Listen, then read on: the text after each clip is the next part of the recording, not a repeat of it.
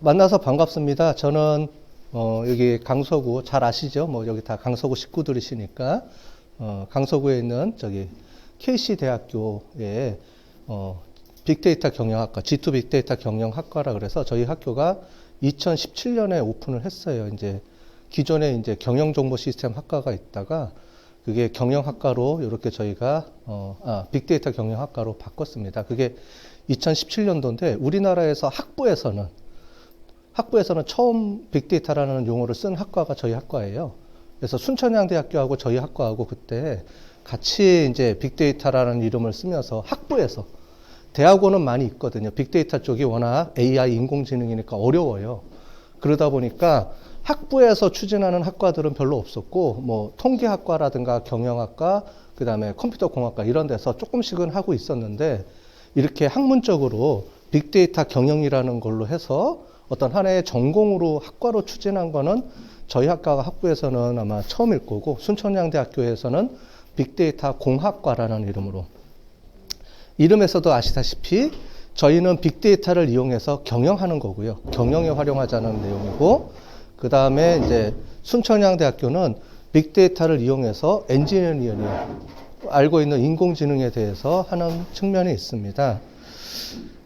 그래서 그때부터 이제 저희가 학부에서 강의를 제가 했고 저희 학교에서는 이제 제가 주로 빅데이터 분석 쪽으로 이렇게 주로 많이 합니다. 저는 옛날에는 그 이전에는 이제 빅데이터라는 게 없었을 때는 이런 걸 안 했느냐? 그건 아니고요. 컴퓨터가 생겨난 이후부터 계속 우리가 빅데이터라는 용어를 안 썼지만은 그런 분야에서 계속 했었습니다. 옛날에는 데이터 마이닝이라고 불렀어요. 데이터 마이닝, 그 다음에 뭐 CRM 이런 용어들을 쓰면서 그런 데이터를 분석하는 거는 과거부터 전통적으로 있어 왔거든요. 그러다가 요즘은 이제 빅데이터라는 용어가 들어가면서 빅데이터라는 이름이 많이 활발하게 나오면서 인공지능이라는 얘기도 나오고 요즘 그죠? 그러면서 이세돌 바둑 기사가 이제 구글하고 인공지능하고 바둑을 두기 시작하면서 알파고라는 이름이 유행을 퍼지면서 그때 이후로 사람들이 갑자기 이렇게 인공지능에 관심이 많아지고 뭐 4차 산업혁명 이런 쪽에 관심이 많아지기 시작되더라고요. 네. 이렇게 관심을 끈 거는 2016년, 17년, 16년? 요 정도 때부터 관심을 끌기 시작한 것 같아요. 근데 그 전에도 계속 있어 왔거든요. 그리고 저희는 미리 저희 학문 쪽에서는 경영학이나 이런 쪽에 제 전공에서는 이미 저희는 2000년대부터 이런 거를 준비를 해왔어요. 옛날에는 어떤 말을 썼냐면 혹시 여기 계신 분들 중에 나이가 좀 있으신 분들은 유비쿼터스라는 용어를 한때 유행했을 거예요. 2004년도, 2000년도 초반에 유비쿼터스라는 용어를 썼는데 그게 이거랑 거의 유사한 겁니다. 근데 그때는 유비쿼터스라는 용어를 썼는데 요즘은 이제 빅데이터, 인공지능, 4차 산업혁명이라는 이름으로 요즘은 많이 불리게 되는 거죠. 그러니까 이게 시대의 변화에 따라서 어떤 여러 가지 주제 중에 포커싱이 맞춰지는 것들이 있거든요. 요즘 추세는 인공지능과 빅데이터라는 것에 초점이 맞춰지면서 이제 그게 유행을 타는 것처럼 보이는 거지. 실제로는 이거는 저희는 20년 전부터 저희는 준비를 해왔어요. 이런 사회로 가겠구나. 미리 다 바꿔서 옛날에는 유비쿼터스 혁명, 유비쿼터스 시대에서의 앞으로 우리의 삶이 어떻게 바뀔 것이냐. 그러면서 뭐 웨어러블 것도 있고 그 다음에 뭐 이런 컴퓨터 비전 이런 것들이 나왔는데 이게 시대가 지나가면서 최근 들어오면서 이제 여러 가지 환경들이라든가 시설, 컴퓨터들이 좋아지면서 옛날에는 막연했던 내용들이 이제 공상과학 영화라고 치부했던 것들이 지금은 많이 실질적으로 응용을 하고 있는 거죠. 근데 사람들이 많이 어려워하고 헷갈려 하시는 게 이제 빅데이터, 그다음에 CRM 이거에 대해서 잘 이제 혼돈되는 분들이 많이 있으실 거예요. 그렇죠? 그리고 왜 요즘 빅데이터라는 말을 쓰지? 빅데이터가 뭐냐? 말 그대로 다 아는 용어예요. 빅, 크다. 데이터, 자료. 데이터가 무지 큰가 보다. 맞습니다. 그겁니다. 그거를 연구하는 학문이고, 근데 왜 빅데이터라는 말이 요즘 나왔는지가 이제 중요한 거죠. 그죠? 빅데이터라는 말이 왜 요즘 나왔느냐? 여러분들 전부 다 이제 핸드폰 들고 다니시면서 하면서 컴퓨터 기술이 발전이 되고 무선 기술이 발전되고 하면서 요즘은 옛날에는 관심 없었던 데이터들을 요즘은 전부 다 다 관심 있게 이제 쓰게 되는 거죠. 그러면서 우리가 옛날에 몰랐던 그런 데이터들이 현재는 다 활용할 수 있고 컴퓨터에 저장이 되고 그러다 보니까 그거를 활용할 수 있는 기술이 있었고 그러다 보니까 요즘은 그런 것들을 활용해서 기술적으로 활용할 수 있고 분석해서 경영이라든가 또는 정책에 활용할 수 있기 때문에 이런 용어들이 많이 나오고 요즘 저한테 문의 많이 오는 데가 관공서하고 큰 기업들입니다. 큰 기업들 같은 경우에 저한테 강의 문의가 많이 오는데 뭐 LG라든가 이런 데서 젊은 사람들 보고 강의해달라고 안 합니다. 제가 지금 강의하면 주로 50대 상무급 이상 임원진들한테 강의를 해달라거나 이런 식의 요청이 와요. 이제 정부 강의는 조금 틀리고 이런 관공서나 이런 데는 틀리고 왜냐하면 정부에서도 요즘 추세가 뭐냐면은 여러분들 보고서 낼 때 연차 보고서라든가 내년도 사업계획서 낼 때 항상 하는 얘기가 앞에 서론에다가 뭔가 데이터를 분석해서 객관적인 근거로 뭐가 나왔는지를 올리라라고 이렇게 항상 접목시켜서 하죠. 그래서 구청 사람들, 강서구청 그런 사람들한테 저한테 이제 자문 문의가 오거나 이렇게 연락이 오면 그러니까 정부에서 이런 요구를 하니까 뭔가 보고서를 쓸 때 이제 연차에 뭐 내년도 사업을 계획할 때 이런 걸 분석해서 써야 된다는 거예요. 그러다 보니까 이제 이런 요구들이 많이 이제 생기는 거고 기업도 마찬가지입니다. 기업도 과거에는 분석 못했던 자료들이 요즘 많이 들어오니까 그거를 분석해서 내년도 사업을 어떻게 할지를 앞에 보고서에 쓰라 그런대요. 그러면 이제 젊은 사람들은 이런 쪽으로 많이 듣고 요즘 학교에서 많이 가르치니까 분석해서 막 올립니다. 근데 위에 있는 분들은 배운 적이 없으시잖아요. 옛날에 통계라는 걸 조금 배우긴 배웠지만 그러다 보니까 밑에서 자료가 올라오면 위에서는 해석을 못 한다는 거예요. 그래서 하고 그냥 넘어간다는 거예요. 그러다 보니까 오히려 갭이 있으니까 이런 부분을 어떻게 할 수 있는지 오히려 윗선 40대, 50대 이런 분들을 위한 강의가 좀 필요하다라는 측면에서 저한테 요청을 많이 온다는 거예요.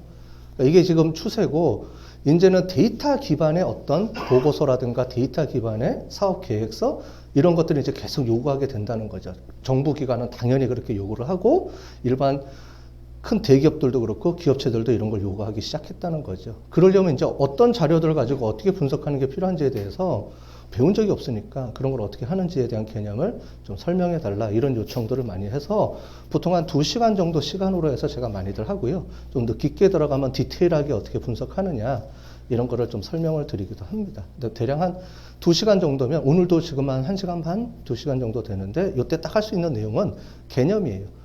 이런 게 뭐구나라는 개념 정도에서만 여러분들한테 설명을 드릴 수가 있고 실제로 뭐 구체적인 내용까지는 설명을 드릴 수가 없습니다.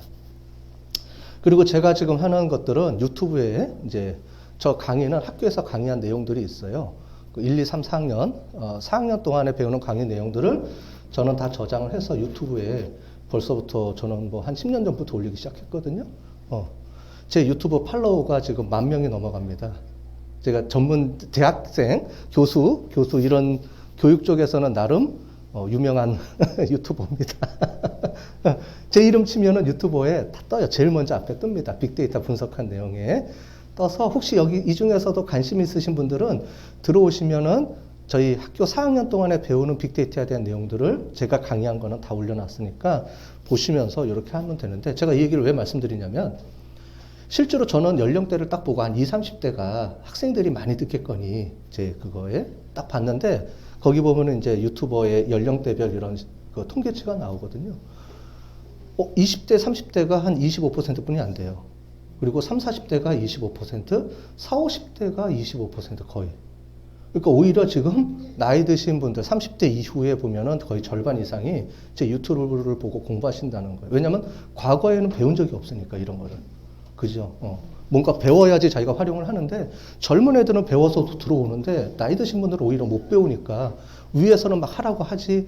그러니까 이게 이제 답답하신 거죠. 유튜브를 막 찾다가 이제 제 유튜브가 제일 먼저 나오니까 빅데이터 치고 이렇게 하면 제 이거를 많이 듣는 것 같아요.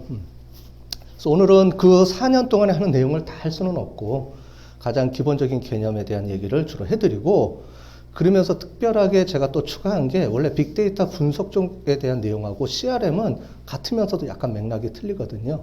그런데 지난번에 저희가 MOU를 맺고 몇 분들하고 또 논의한 게 있어요. 몇 분들 모여가지고 데이터 분석 어떻게 하느냐 한번 회의를 한 적이 있는데 그때 뭐 자료들을 저한테 주셔서 이제 분석하고 이거를 가지고 뭘 하고 싶으신지 이런 것들을 좀 적어서 내라고 했는데 봤더니 이제 따로 노시는 분들이 많이 있더라고요.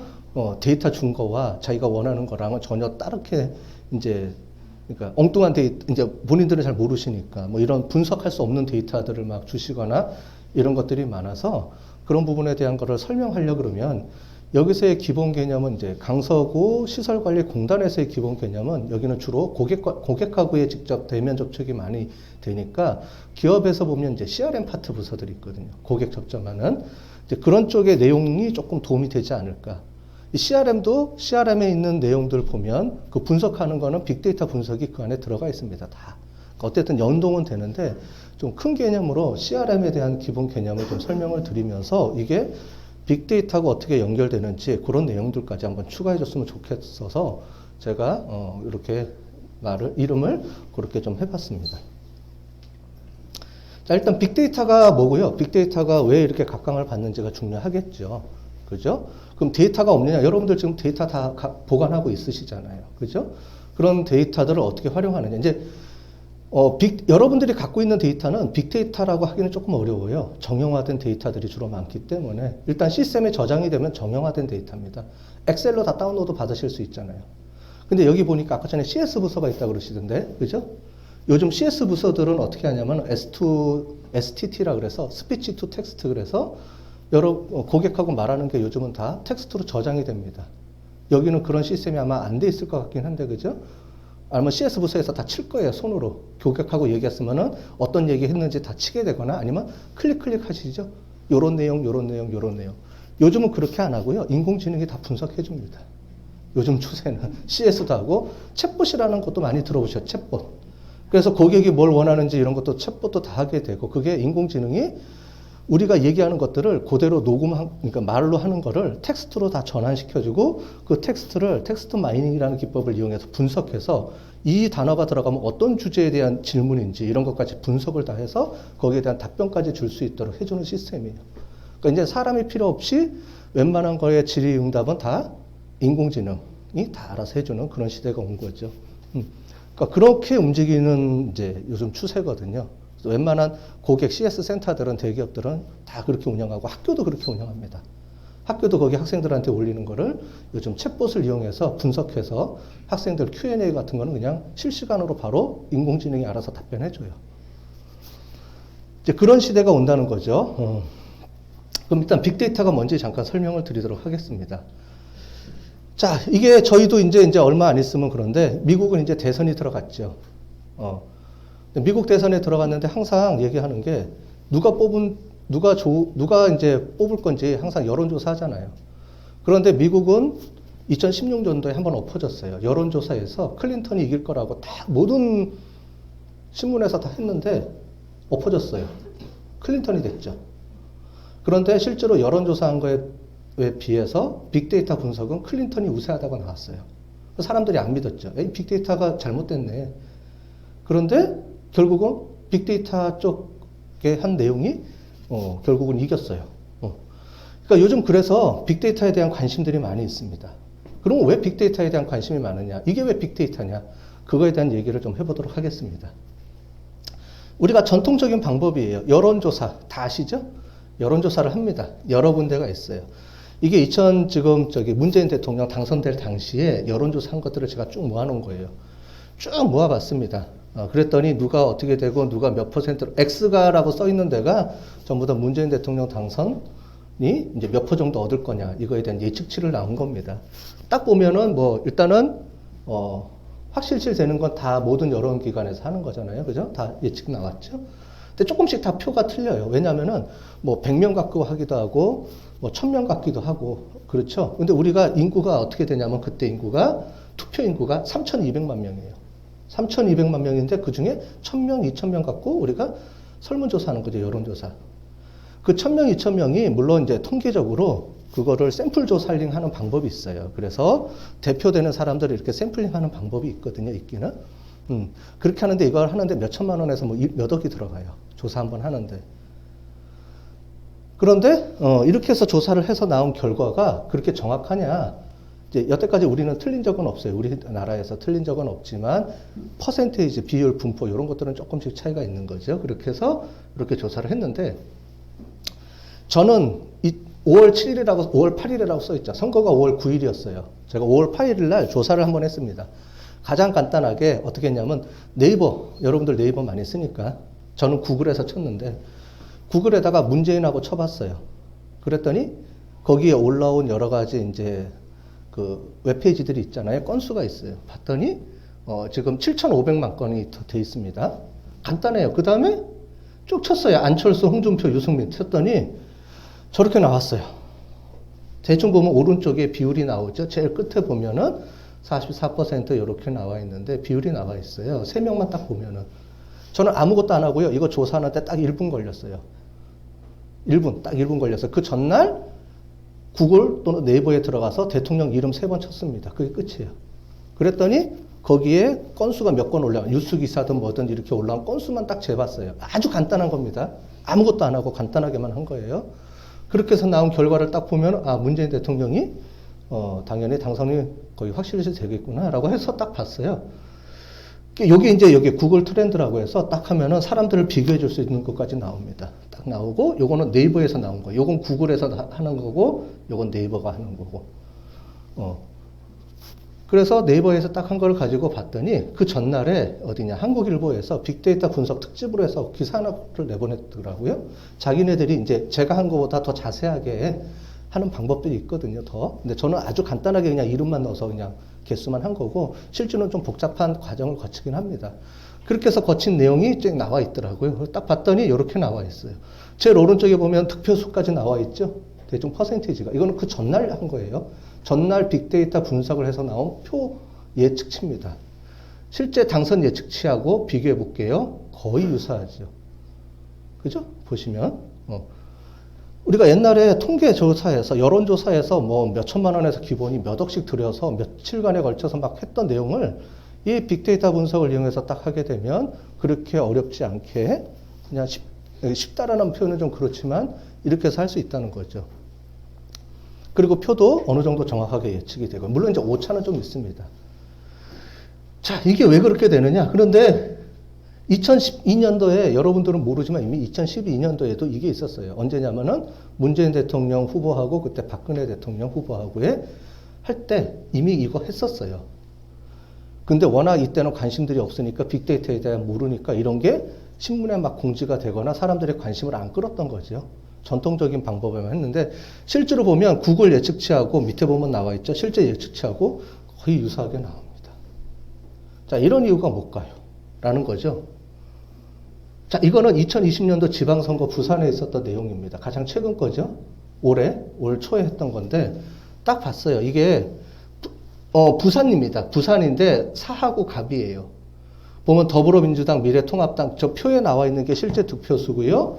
오른쪽에가 빅데이터 예측한 겁니다. 거의 박빙으로 가죠. 처음에는 올라갔다가 쭉 가는데 거의 박빙으로 가는데 파란색이 약간 우세하죠. 실제로 딱 봤더니 0점 몇 표 차이로 거의 당선이 됐어요. 이건 하나의 예지만 이제 어느 정도 이제 부산에 이제 더불어민주당이 이제 합격한 사람 중에 3명 중에 1명이에요. 거의 표가 거의 박빙이었죠. 이런 걸 볼 때는 이제 사람들이 요즘은 빅데이터에 대해서 관심도 많이 갖고 한다는 거죠. 미국 대선입니다. 미국 대선도 2012년에 오바마부터 했을 때 이미 들어갔고요. 지난번에 클린턴 할 때 여론조사는 클린턴이 이긴다고 다 나왔어요. 그런데 실제로 뚜껑을 열어봤더니 빅데이터 쪽은 도널드 트럼프라고 하는데 역전이 됐죠. 예, 미국은 약간 투표 시스템이 틀리긴 하지만 역전이 돼서 나왔습니다. 자, 그렇게 해서 당선이 이제 트럼프가 됐죠. 올해 한번 볼게요. 요즘은, 오늘은 또 많이 틀리더라고요. 뭐 90%까지 예측하는 사람들이 있긴 한데, 실제로 그거는 이제 어느 사이트를 가지고 보고 하느냐인데, 제가 본 이제 사이트들은 대부분 비슷해요. 작년하고, 2016년도하고 거의 비슷하게 나옵니다. 그래서 트럼프가 한 40에서 45% 사이, 그 다음에 우리 바이든이 50%에서 45에서 55 사이. 2016년하고 거의 비슷한 추세인 것 같아요. 아직은. 현재까지는. 근데 이게 가면서 한 40일 동안에 어떻게 변하는지가 이제 중요한 거죠. 그래서 아마 그 전날 측정했을 때의 변화를 보면 더 정확하게 알 수 있죠. 막판에 가봐야 되니까. 40일은, 현재로는 그런데, 현재 추세로는 여론조사가 많다고는 하지만 빅데이터 분석을 통해서 보면, 이게 여론조사고요. 실제로 빅데이터 분석 오른쪽에 있는 게 제가 어저께인가 그저께 입력한 겁니다. 아직 파란색이 트럼프예요. 이렇게 봤을 때는 여론조사하고 좀 다른 형상이 또 나오는 거죠. 그러니까 제가 조심스럽게 하면 아직 현재까지는 트럼프가 아직은 유리한 상태인 것 같다. 여론조사하고는 다르게. 왜냐하면은 미국은 샤이 보수파들이 있어요. 그 분화 이런 것들을. 그래서 그런 사람들은 공식적으로 여론조사에서 자기 표는 안 던지지만, 우리도 있잖아요. 안 던지지만 나중에 실적, 실제 투표할 때는 보수 쪽으로 많이 찍잖아요. 지금도 우리도 보면 야당 쪽에 이제 막 나오니까 보수 쪽에 하는 사람들이 약간 샤이해지죠. 이런 것들이 미국이나 대선 쪽에 많이 있다는 겁니다. 이런 걸 하면은 오른쪽에 실제로는 그런 사람들까지 다 포함을 하게 되면 어떻게 변할지 모른다는 거예요. 그래서 저는 아직까지는 현재 수준에서는 미국은 아직 트럼프가 당선될 확률이 아직은 조금 더 높지 않느냐. 여론조사와는 상관없이 그런 표들까지 다 포함을 하게 되면 아직까지 조금 트럼프가 우세하지 않을까라는 거에 제 생각입니다. 빅데이터 쪽에서 하는 사람들의 생각. 이게 아니고 이제 제 생각, 제 생각입니다. 간단하게만 조사한 거니까.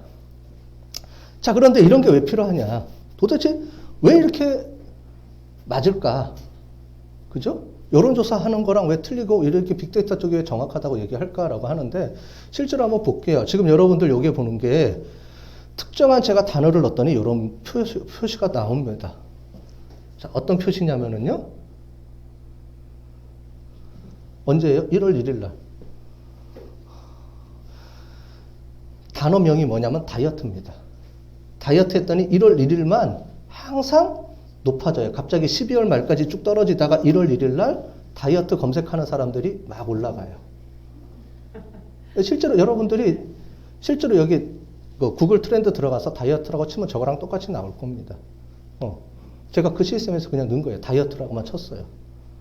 무슨 얘기냐면은 이거에 대해서 이제 미국에서 이렇게 활발하게 된 게 결국은 이제 구글이거든요. 구글이라는 게 검색 엔진이잖아요. 우리처럼 네이버라는 데잖아요.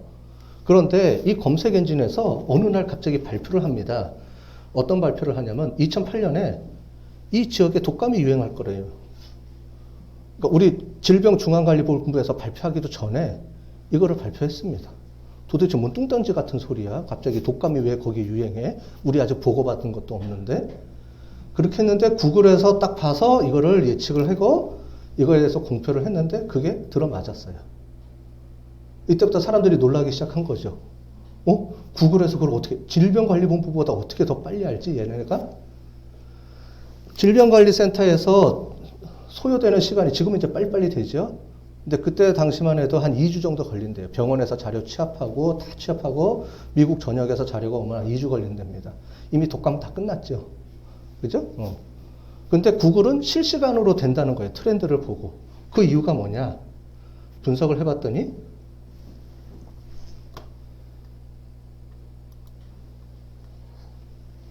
그래서 네이처지라는 학술지에다가 썼어요.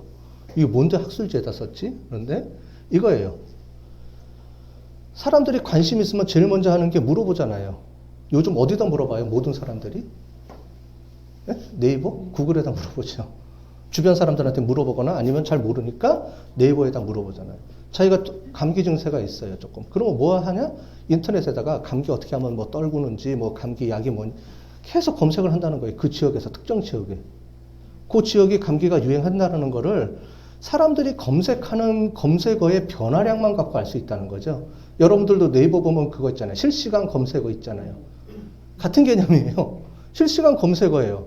사람들이 관심 있는 거면 다 적는다는 거죠. 그럼 과거에는 어떻게 했느냐? 과거에 설문조사는 전화로 물어보죠. 그러면은, 대충 그냥 좋게 얘기해야지. 이러고 넘어간단 말이죠. 근데 검색어 할 때 내가 치면서, 이거 내가 이 검색어를 치면 내 친구가 어떻게 생각하지? 라고 검색하는 사람은 아무도 없죠. 혼자서 하잖아요. 대부분 혼자서 하거나 이렇게 자기가 관심 있는 거 그냥 하지. 누구 눈치 보고 하지도 않잖아요. 그러니까 모든 사람들의 자기의 감정이나 이런 것들이 실시간으로 반영이 된다는 거예요. 어디에요? 검색어에. 이런 게 설문조사 안 해도 어느 정도 이게 맞아 들어간다라고 보는 거죠. 그래서 다양한 분야에서 이제 이런 것들을 연구해서 하면서 빅데이터라는 거를 이렇게 활용할 수 있겠다. 왜 빅데이터냐? 여러분들 하루에 검색어를 몇 번 넣으세요? 검색하는 거. 그 양이 엄청날 거라는 거죠. 그죠? 옛날에는 검색어 그거 다 저장을 안 하고 뭐 이런 것들은 다 버렸지만은 요즘은 모든 데이터가 다 저장이 됩니다. 워낙 시스템이 좋아서 그죠? 그렇기 때문에 여러분들이 입력하는 모든 데이터와 모든 자료들은 다 저장을 해놓고 그거를 실제로 분석에 활용할 수 있는 거죠. 그러다 보니까 과거에 당연히 저장했던 데이터들, 여러분들 저장하는 데이터 몇 개 안 될 거예요. 고객 정보라든가 뭐 누구 고객이 언제 왔고 뭐 돈 얼마 냈고 간단하게 이 정도의 정보만 저장이 되죠. 그런데 앞으로의 시대가 되면 여러분들이 활동하는 것 또는 여러분들 기관에 방문하는 고객의 모든 정보들이 우리 기관에 들어와서 행사하는 모든 정보들이 다 데이터베이스에 저장이 돼서 그 사람들의 여러 가지 어떤 행동 패턴들을 자동으로 인공지능이 분석을 해서 여러분들한테 답을 주는 시대가 올 겁니다, 이제. 그러려 그러면은 지금처럼 저장되어 있는 정보 갖고는 양이 안 되죠. 그 사람이 우리 이 건물에 들어오는 순간에 있는 모든 그 사람의 행동 패턴이라든가 이런 것들이 다 저장이 되게 될 거예요, 앞으로는. 추적해서. 그러면 그 사람의 동선, 이런 것들이 다 되죠. 요즘 병원에서 어떻게 하냐면 병원에서 딱 하면은 어디부터 몇 층 가세요, 이런 것들이 다 실시간으로 다 체크돼서 동선이 막 자동으로 알려줍니다. 요즘 병원들이. 그렇게 이제 가는 정도 추세가 되는 거죠. 그러면서 이거를 이용해서 서울시에서 한 게 뭐냐면은 서울시에서 구글에서 받아들여서 올빼미 버스, 심야버스라고 우리가 부르죠.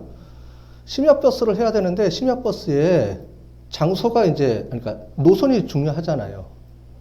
모든 노선을 다 할 수는 없잖아요. 그럼 이 노선을 정하는데 어떻게 정할 거냐? 고민이 많았죠, 서울시에서. 그래서 KT하고 어떤 걸 했냐면은 12시 이후에 전화량이 가장 많은 지역을 골라보자. 당연히 전화량이 많다는 건 사람이 많다는 거잖아요. 왜냐하면 차가 끊겼으니까 전화한다는 거죠. 엄마 나 오늘 못 들어가. 아니면 나 택시 타고 들어갈게. 아니면 나 바래다 주러 와야 돼. 뭐 이런 식으로 전화 통화를 계속 끊임없이 한다는 거죠. 대부분 홍대가 제일 많겠죠. 그죠? 우리나라에. 예. 그게 실제로 그러냐? 분석해 봤더니 실제로 맞습니다. 그래서 해놓은 거예요. 제일 오른쪽에 있는, 여러분들 보기에 제일 왼쪽에 있는 게, 여기에 뭐냐면 이제 벌집 모양으로 되어 있는 게 이게 저겁니다. 여러분들 핸드폰 들어가면 이제 셀이라고 부르는 건데, 로밍하는 그 범위예요.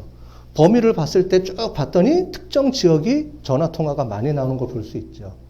그러면 거기랑 어떻게 연결해 줄 거냐가 그 중간에 노선별 시뮬레이션으로 이렇게 중간에 게 그렇게 만들어진 거고요. 실제로 오른쪽에 최공 노선이 만들어진 겁니다. 서울시가. 그러니까 이런 식으로 가는 거죠. 빅데이터의 가장 큰 장점은 뭐냐면 안 물어본다는 거예요, 이제는. 옛날에는 다 물어보죠. 뭐에 관심 있어요? 뭐 할래요? 설문지 돌리고 의견 수렴하고. 이거를 안 한다는 게 빅데이터 시대에 있어서의 어떤 하나의 큰 트렌드라고 보면 돼요. 그러면 사람들이 움직이는 모든 생활 패턴들이 다 어딘가에 저장이 돼 있다는 거예요. 그거를 잘 활용해서 한다 그러면 얼마든지 그 사람들한테 안 물어보고 그 사람들이 뭐가 원하는지를 우리가 파악할 수 있다. 이게 빅데이터 시대에서의 핵심이고, 그렇게 하려다 보니까 데이터를 엄청 많이 모아놔야 되겠죠? 그러니까 빅데이터 저장해야 된다. 뭐 이런 게 시스템이 활용이 돼야 된다. 이런 거고. 그걸 분석해서 활용해야 되는데 사람들 보고, 여러분들 보고 빅데이터 분석하라 그러면 해요? 못하죠? 할 수 있는 게 누구예요? 기계잖아요. 컴퓨터가 자동으로 그 데이터들을 스스로 분석해서, 그래서 학습을 해서 여러분들이 공부하듯이 사람들이 저장되어 있는 수많은 빅데이터에 대한 큰 데이터들을 저장만 해놓으면 사람이 하는 게 아니고 인공지능이 그걸 보고 사람이 뭘 원하는지를 분석해서 하는 패턴을 찾아서 알려주는 거죠. 야, 이 사람이 이렇게 원하는 것 같아. 어떻게 생각해? 우리한테 알려주면 사람들이 이제 그걸 받아서 이걸 정책적으로 어떻게 활용하는지 이렇게 바뀌어 나간다는 거죠. 그게 우리가 알고 있는 4차 산업혁명 시대, 빅데이터 시대의 우리가 하는 이제 역할, 일이라는 겁니다. 이런 추세로 지금 정부가 추진을 하고 있고, 기업들이 가고 있고, 관공서도 가고 있고.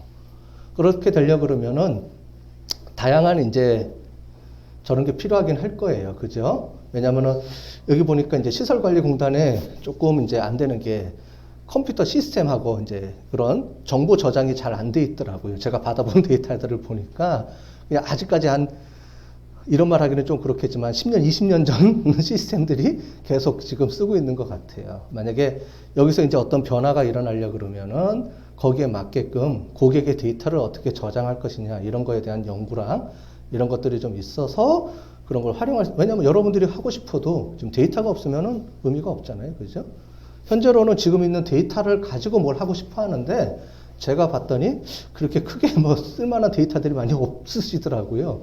물어보니까 이게 지금 현재 시스템이 그렇대요. 그러니까 이제 그런 걸 어떻게 할 것인지는 이제 나중에 정책적으로 좀 결정해야 될 파트는 좀 있습니다. 이게 이제 빅데이터 시대의 트렌드예요. 특히 공공 분야는 일단은 정부가 주도를 하잖아요. 그러면 정부에서 가장 제일 먼저 밀어야 될 데가 어디예요? 막 푸시해야 되는 데가 기관들이죠. 그래서 구청들은 지금 난립니다. 구청들은 연차, 여기도 어떻게 될지 모르겠지만, 구청들은 연차 보고서 쓸 때마다 이거 다 분석해서 넣게 돼 있어요, 지금. 그러니까, 돌아버리겠대요. 이런 말 하면 안 되는데. 그죠? 거기 그런 데서는 힘들대요.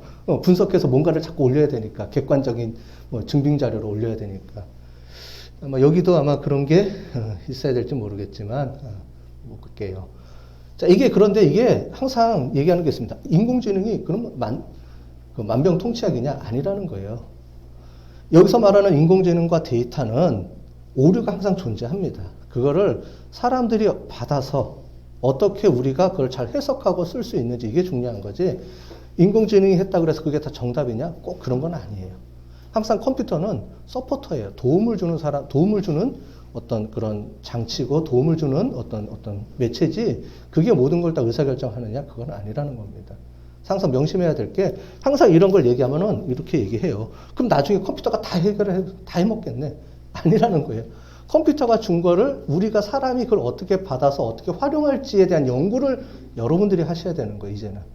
옛날에처럼 그게 아니고 이제 그런 것들을 줄 수 있는 시대가 오니까 조만간에 이제 그런 거를 분석해서 내가 그러면 어떻게 창의적으로 어떻게 사업을 확장하고 어떻게 하면은 이런 거를 우리가 공단에다 잘 활용해서 뭔가 어떤 사업에 도움을 줄 수 있는지에 대한 이런 것들에 대한 이제 아이디어나 이런 거를 다 원하게 되는 거죠. 그래서 요즘 하는 게 교육이 창의라는 말을 많이 쓰는 게 옛날처럼 암기는 컴퓨터가 다 해요. 암기하고 계산하는 거는 컴퓨터가 다 합니다.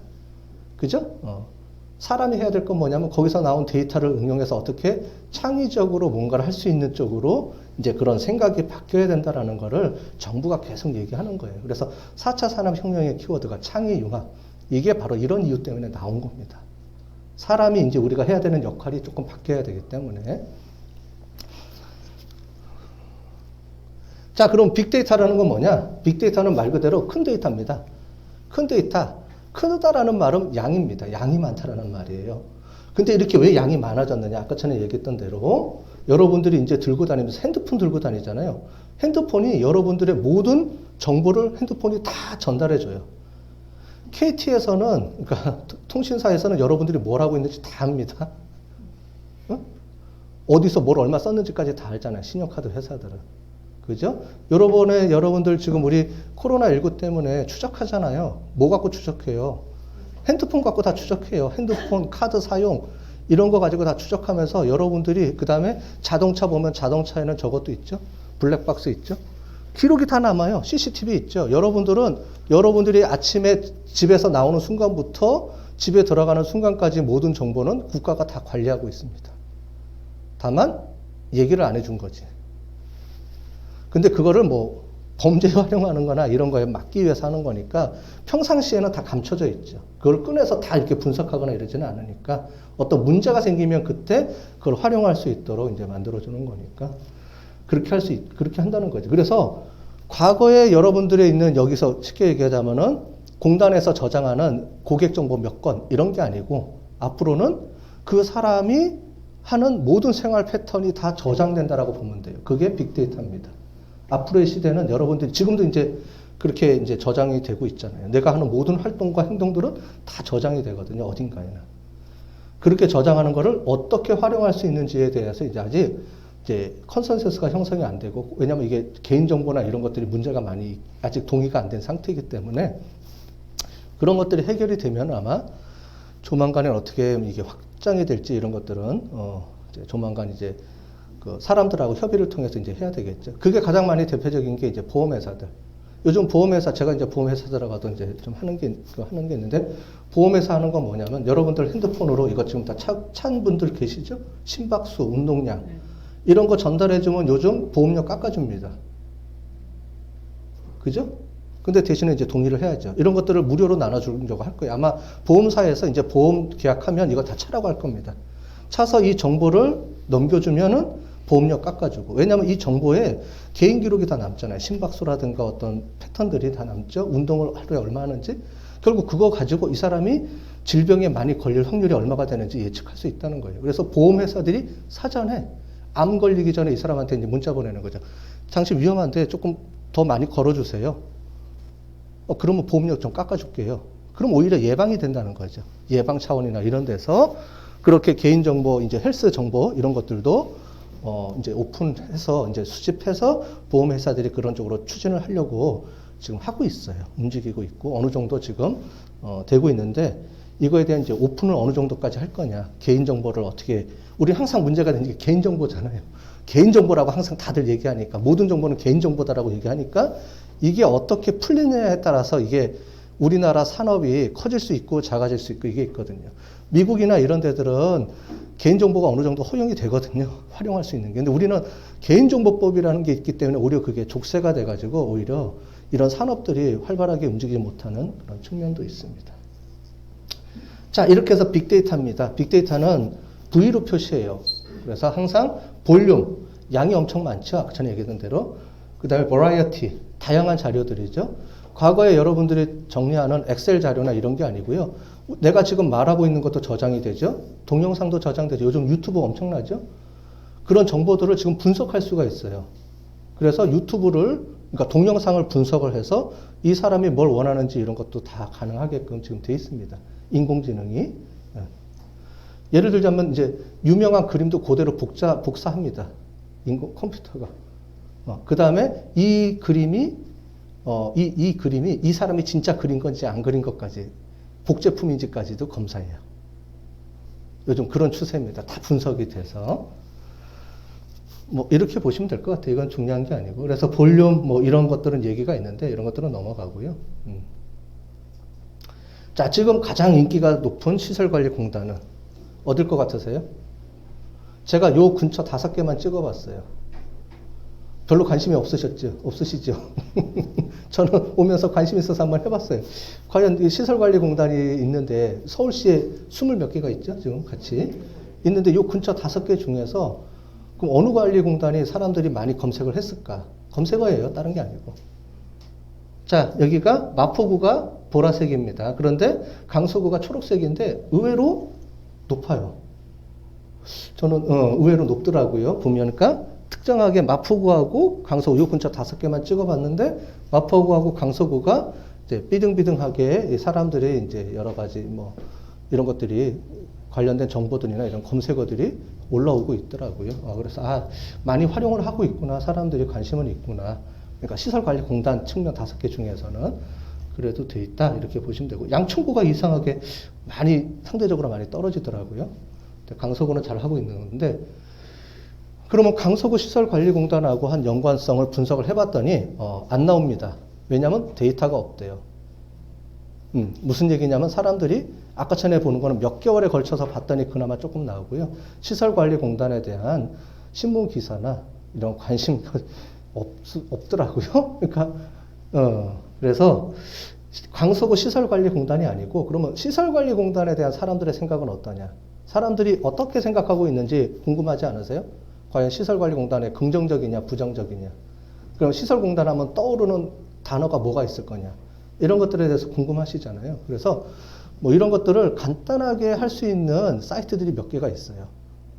물론 이제 돈을 줘야지 전문적으로 분석을 해주지만 간단하게 분석할 수 있는 사이트가 있어서 제가 한번 분석해 봤습니다. 썸트렌드라는 회사인데 여기 들어가 보면은 시설관리공단 강서구나 이렇게 단독으로 치니까 안 나오더라고요. 그래서 시설관리공단에 또 들어갔더니 이렇게 쭉 나오죠. 그래서 건수, 검색어, 우선순위 가장 많이 검색하는 것들이 나오고요. 그 다음에 이제 감성을 검색을 해봤더니 부정적인 거는 없더라고요. 그러니까 시설관리공단에서 부정적인 감성을 통해서 막 이렇게 올려놓는 사람들은 없는 것 같아요. 아직은 특별하게는 없어서 하는데 뭐 안전하다, 좋다, 뭐 지속적이다, 다양하다, 뭐 이런 식의 검색어가 많이 올라오는 것 같아요. 신문 기사나 이런 신문이라든가 아니면 SNS나 이런 쪽에 올리는 거에 아직 부정적인 내용으로 막 되는 거는 없는 것 같아요. 물론 이제 요거는 무료기 때문에 한 2, 3개월 정도뿐이 안 됩니다. 물론 길게 잡으면 다른 얘기가 나올 수 있겠지만 간단하게 한번 본 거고요. 그러면서 시설관리공단에 연결되어 있는 여러 가지 그 키워드들을 이렇게 보시면 연결이 될 수 있죠. 뭐 코로나 예방, 스포츠 뭐 이렇게 관련되어 있는 게 있잖아요. 그래서 혹시 안 되시면 여기 보면 사이트 주소들이 있어요. 무료입니다. 여기 들어가서 그냥 검색해서 이런 거 가지고 혹시 본인들이 생각하고 있는 사업에 연관되는 게 있으면 이런 거 카피해서 올리고 빅데이터 분석했음. 그럼 좋겠죠? 없는 것보다 낫겠죠? 이런 것들도 혹시 만약에 여러분들 필요한 게 있으면 해보시면 좋을 것 같아요. 자, 요거고요. 요거는 이제 어디냐면은 빅카인즈라 그래서 우리나라에서 나온 모든 신문을 모아놓고 분석해놓는 사이트가 있습니다. 신문연합회 같은 데가 있는데 거기서 올려놓아 있는 모든 신문 자료들을 다 분석한 겁니다. 네, 그랬을 때 이렇게 나온다 이렇게 보시면 되겠어요. 뭐 이사장 뭐 이렇게 해서 가장 이사장에 대한 단어가 많이 언급된 것 같아요. 신문에서는 시설관리공단에 대한 거에 보니까 뭐 이사장 뭐 여러 가지 것들이 쭉 나오더라고요.